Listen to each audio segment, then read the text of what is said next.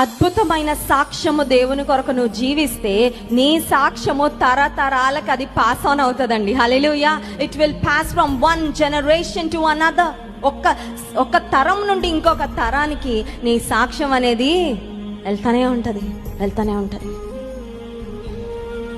దానియేలును గురించి చెప్పబడుతున్న మంచి సాక్ష్యం ఇది. ఎవరో కాదు చెప్తున్న సాక్ష్యం, సాక్షాత్తు రాజే, అంత ఉన్నత స్థితిలో ఉన్న రాజే దానియేలుని సంబోధిస్తూ అంటున్నాడు, జీవము కలిగిన దేవుడు, ఈయన దేవుడు, అతన్ని సేవిస్తున్న సేవకుడవైనా నువ్వు నిత్యము సేవించవయ్యా, నేను చూశాను, దానికి నేనే ప్రత్యక్ష. దేవునితో అనుదినం మనం నడిస్తే మన బిడ్డలు అది చూస్తారండి, మన కుటుంబం అది చూస్తుంది, మన ఇరుగు పొరుగు వారు అది.